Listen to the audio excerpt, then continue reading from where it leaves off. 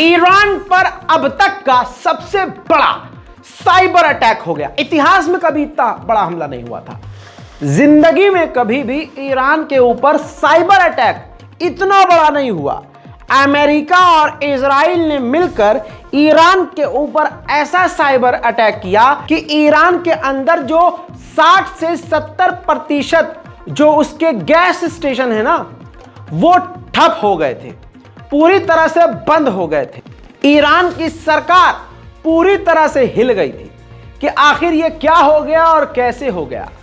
Cyber defence system Iran का ऐसा fail हुआ कि घंटों तक ईरान इसी चीज में उलझा रहा।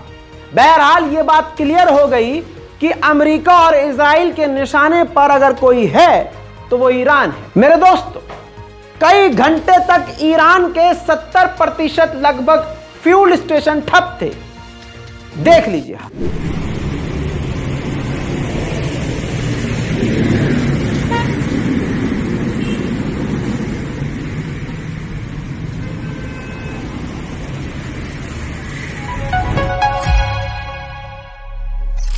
हकीकत यह है, ईरान बड़े खतरे पर है। ईरान एकदम निशाने पर है। खबर ब्रेकिंग न्यूज में आपको एक बड़ी देना चाहूंगा कि ईरान के एरोस्पेस के हेडक्वार्टर पर धमाके की खबर है। जो मेरे पास जानकारी है वो आपको दे दी और सबूत के तौर पर यह है वीडियो।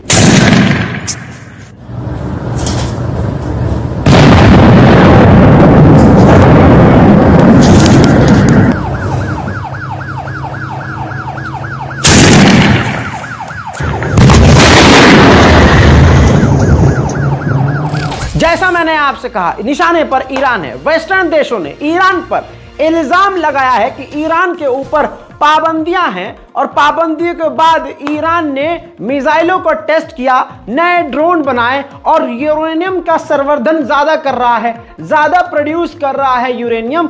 साथ ही पाबंदियों के बाद वो ईरान यानी ईरान रशिया को पाबंदियों के बाद हथियार, मिसाइल और ड्रोन सप्लाई कर रहा है। मेरे दोस्तों, आप ये देख रहे हैं अंतरराष्ट्रीय special report, international prime time, एक ऐसा वीडियो जिस वीडियो के अंदर पूरी दुनिया की तमाम बड़ी खबरें आपको मैं देता हूं। दोस्तों, ईरान के बॉर्डर पर बड़ा हमला हुआ पुलिस स्टेशन में, जिसमें 12 पुलिसकर्मी ईरान के मारे गए। लिंक आतंकवादियों का पाकिस्तान से था। ईरान ने पाकिस्तान को धमकाया, आसिम मुनीर से बात की और कहा, सुनो भाई साहब, अपने आतंकवादियों पर कंट्रोल करो और आतंकवादियों का घोंसला पाकिस्तान को मत बनने दो, वरना हालात बिगड़ जाएंगे और हमारे आपके रिश्ते भी। उधर अमेरिका ने एक खतरनाक मिसाइल का सफल परीक्षण किया। राइथॉन कंपनी का नाम है अमेरिकी, जिसने ऐसी मिसाइल बनाई जिसको जब जमीन से फायर किया गया तो अंतरिक्ष में, खला में एकदम जाकर उसने बैलिस्टिक मिसाइल को रोक दिया। अमेरिका की ताकत बढ़ गई। मेरे दोस्तों, आपको यह भी बता दूं कि भले ही अमेरिका हथियारों में बढ़ोतरी कर रहा है, लेकिन रिकॉर्ड ऑन रिकॉर्ड यह है कि 2024 तक अमेरिका की सेना की तादाद सबसे कम हो गई है। जी हां, 1.28 मिलियन उसके फौजी रह गए हैं। जबकि आपको बता दूं कि यह सबसे कम सैनिक हैं। 1941 के बाद सबसे कम सैनिक अब हुए हैं। यानी अमेरिका की सेना में कोई अमेरिकी भर्ती होने में इंटरेस्ट नहीं ले रहा। अमेरिका, इजराइल, यूरोप की पाबंदियों के बाद नॉर्थ कोरिया ने एक और परमाणु मिसाइल का टेस्ट कर डाला, जिसकी रेंज 15,000 किलोमीटर है। देखिए, 이스라엘 총국장 장창하 대장이 제2 붉은기 중대 발사 명령을 하달했습니다. 제2 중대장, 발사 승인되었다. 발사할 것. 전체 주의. 9, 8, 7, 6, 5, 4, 3, 2, 1, 발사.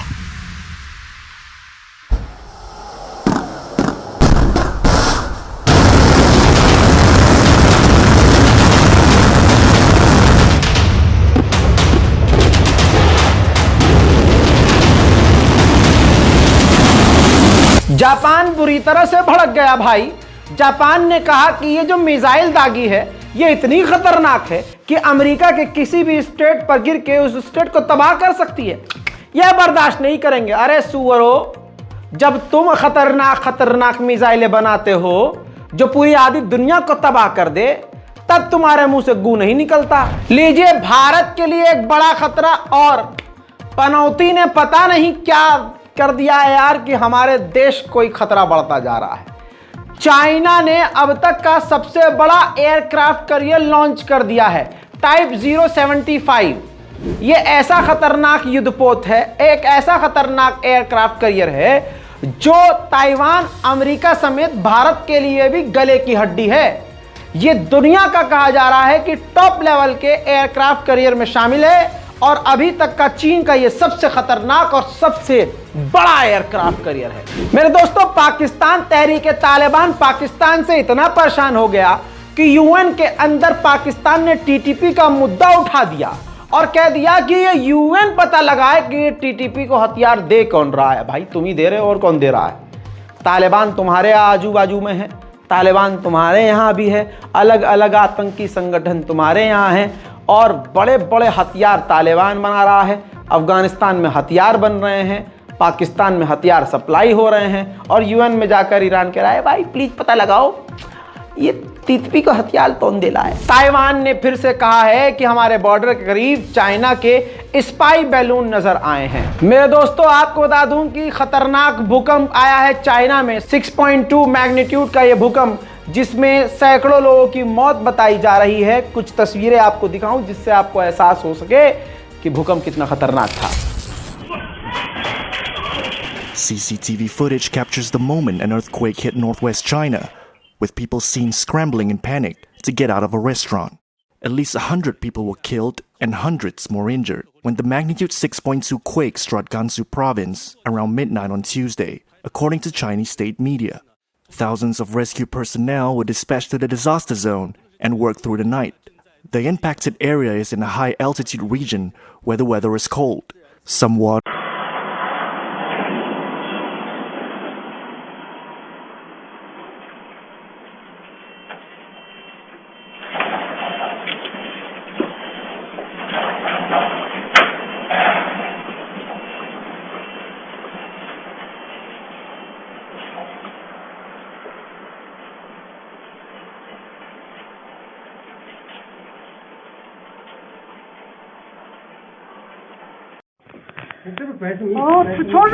उधर बाइडेन ने कहा है कि हम स्वीडन को नेटो में शामिल होने की जैसे ही परमिशन देंगे, वैसे ही कांग्रेस से खुद बाइडेन रिक्वेस्ट करेंगे कि F-16 विमान तुर्की को दे दिया जाए। ग्रीस को तुर्की के दुश्मन को खतरनाक ब्लैक हॉक हेलीकॉप्टर 35, वो भी $2 बिलियन के अप्रूव कर दिए हैं अमेरिका ने। ग्रीस को भी हथियार देगा, तुर्की को भी देगा, ऐसे अमेरिका जिंदा रहेगा। साइप्रस के पास रशियन टैंक है, तो साइप्रस अब उन रशियन टैंकों की जगह इजराइल के टैंकों को तैनात करेगा और रशियन टैंकों को बेच देगा। हमारे 26 जनवरी के स्पेशल प्रोग्राम में मोदी जी को इनकार कर दिया बाइडेन ने कि मैं तो नहीं आऊंगा। इस पर झंड तो बहुत हुई मोदी सरकार, लेकिन मजा जब दुश्मन ले ले तो और कहते हैं ना जले पे नमक, वो वाला काम चीन के सबसे बड़े अखबार ने किया। ये देखिए, जिसमें भारत को हाथी दिखाया है, कंधे पे हाथ अमेरिका ने रखा है, हाथी मुंह घुमाया हुआ है, नाराज है अमेरिका से, और टाइटल ये है कि क्या भारत और अमेरिका का हनीमून खत्म हो गया है। बात खतरनाक कही है, लेकिन आण भक्तों के बाप में, उनकी नाजायज औलाद में और उनके पेशाब जैसे खून में इतना दम नहीं कि चीन के खिलाफ कुछ बोल सके। बोलेंगे सिर्फ मुल्ले के खिलाफ। वो भी बेचारे इतने लड़ चटे हैं कि भारत के मुसलमानों का बाइकॉट करते हैं ये, लेकिन अपने बाप को नहीं देखते कि इजिप्ट पहुंचता है तो इजिप्ट के मुल्ले को गले लगा लेता है, सऊदी पहुंचता है तो एकदम ऐसे लगा लेता है मोहम्मद बिन सलमान को, दांत फाड़ के हंसता है। तो अंतरराष्ट्रीय मुल्लों को सीने से लगाना, भारत के मुल्लों को बिल्डोजर से गिराना, वाह, तो राइम हो गया। आगे बढ़ते हैं मेरे दोस्तों। चाइना बहुत ही मनहूस है, इससे खतरनाक देश नहीं। चाइना ने सैटेलाइट लॉन्च किया, एक रॉकेट लॉन्च किया, उसके अंदर से अंतरिक्ष में जाकर 6 चीजें अलग अलग निकली, कुछ उड़ने वाली चीजें, उड़न तस्तरी सी छोटी छोटी, और वो अभी भी सिग्नल दे रही हैं और अभी भी वो मिस्टीरियस है, नहीं पता वो क्या है। चाइना ने नया अब क्या गू बोया है अंतरिक्ष में, अब ये चीन जाने। देखिए, आर्मीनिया भारत से हथियार ले रहा है, इसके अलावा आकाश मिसाइलें आर्मीनिया ने खरीदने की बात की है, जिसके बाद इजिप्ट, ब्राजील, फिलीपींस भी लाइन में लग गए हैं कि भैया हमको भी आकाश मिसाइल चाहिए। भारत की लग गई भैया लॉटरी। पाकिस्तान के जिस शख्स ने पूरे पाकिस्तान के बारे में कुछ अच्छा सोचा, अच्छा करने की कोशिश की, आज उसकी जिंदगी को जहन्नम पाकिस्तानियों ने ही बना दिया। पाकिस्तान के पूर्व प्रधानमंत्री के ऊपर, इमरान खान के ऊपर एक और चार्ज धोखेधड़ी का लग गया है और उनकी बीवी पर। पाकिस्तान के आर्मी चीफ ने यूएन के चीफ एंटोनियो गुटेरेस से मुलाकात करी और वहां भी कश्मीर के लिए रोए और कहा कि भारत की कोर्ट ने कश्मीर पर जो फैसला सुनाया वो सरासर गलत है। कश्मीर के ऊपर कश्मीरियों का अधिकार है, कश्मीरियों की राय पूछना जरूरी। नवाज शरीफ ने अपनी सेना को निशाने पर लिया बिना नाम लिए, साफ कहा कि हमारी जो जीडीपी गिरी है, जो हम नाले में गए हैं, गरीबी की तरफ घुसे हैं, इसमें भारत का कोई रोल नहीं, अमेरिका, अफगानिस्तान का कोई रोल नहीं है, हमने अपने पैरों पे खुद ही कुल्हाड़ी मारी। उधर भैया यूक्रेन की भी लुप हो रही है। ज़ेलेंस्की को अब डर है, ज़ेलेंस्की ने इसी डर में बयान दिया कि हमें उम्मीद है कि अमेरिका हमको धोखा नहीं देगा और मदद करता रहेगा। रूस के खिलाफ एक हवा उड़ाई कि रशिया नेटो पर हमला कर सकता है, नेटो के किसी भी देश पर हमला कर सकता है, जिस पर पुतिन ने खुद सामने आया, कहा कि भाई फालतू टाइम नहीं हमारे पास, ना हमारे को कोई इंटरेस्ट है, ये अफवाह है, ये हमारे खिलाफ प्रोपेगेंडा है, हमारा कोई इंटरेस्ट नहीं है कि हम किसी नेटो के देश पर हमला करें। Это чушь полная. Я думаю, что и президент Байден это понимает. Это просто фигура речи для того, чтобы обосновать свою ошибочную политику на российском направлении. Президент любой крупной страны, натовской страны, тем более единственного хозяина НАТО, а США являются хозяином НАТО, не может не понимать, что в России нет никаких резонов, никакого интереса, ни геополитического интереса, ни экономического, ни политического, ни военного воевать со странами НАТО. У нас нет с ними никаких территориальных претензий друг к другу, нет желания испортить с ними отношения. Мы заинтересованы в развитии отношений. वहीं व्लादिमीर पुतिन एक ऐसे एग्जीबिशन में गए जहां पर नई जगह, जहां पर यूक्रेन के डोनेट्स्क पर जहां कब्जा किया हुआ है रशिया ने, वहां उस एग्जीबिशन में दिखाया गया था कि एग्रीकल्चर में हम वहां क्या क्या क्या क्या उगाएंगे, किस तरह से खेतीबाड़ी करेंगे और किस तरह से डोनेट्स्क को हरा भरा करेंगे। देखिए,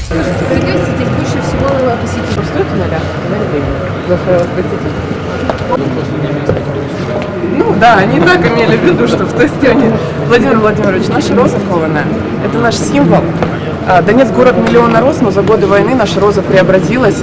Теперь это вот такой стальной цветок, он выполнен из осколков снарядов. Мы тоже, сельское хозяйство здесь очень много рассказывается. Дальше Херсонская область. Здесь очень много про туризм, заповедник Аскания Нова. И вот здесь всегда тоже все рассказывается. Людям интересно, не знают, что так много всего. Еще у нас недавно была... Идем дальше. रशिया वैसे दूसरी तरफ काफी खतरनाक मोड में भी है। रशिया ने अपनी इंटरकॉन्टिनेंटल बैलिस्टिक मिसाइल के लॉन्चर को एक्टिवेट कर दिया है। समझ में आया? शॉर्ट में बड़ी बात बोल गया मैं, नहीं सुनी आपने, सुनिए।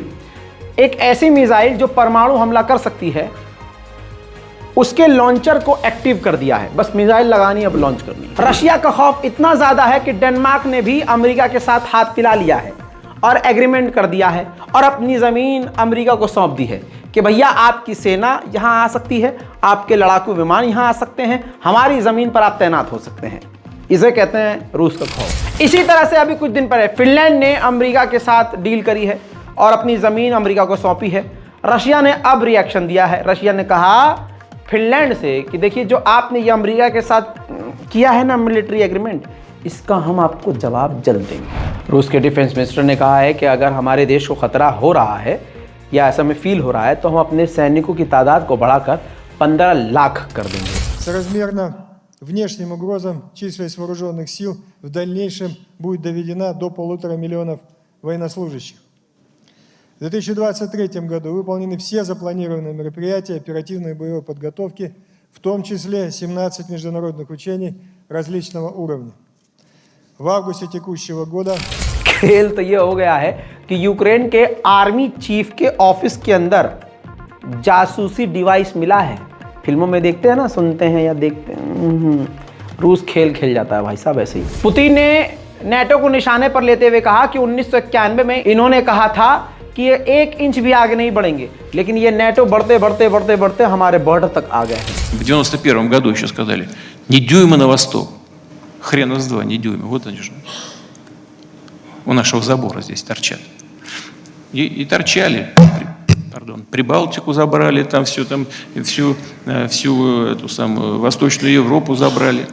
Тоже зачем? उधर रशिया ने यूक्रेन पर खौफनाक हमले किए हैं।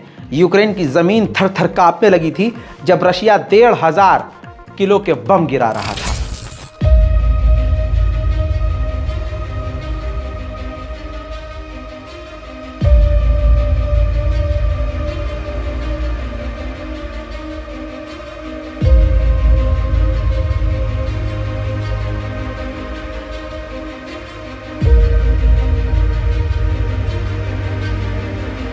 अंतरराष्ट्रीय रिपोर्ट में आज और अभी के लिए इतना ही। चैनल को सब्सक्राइब जरूर कीजिए, मुझे अपनी दुआओं में याद रखिए। चैनल को सब्सक्राइब करते हुए दूसरों से भी कहिए कि भैया सब्सक्राइब करो।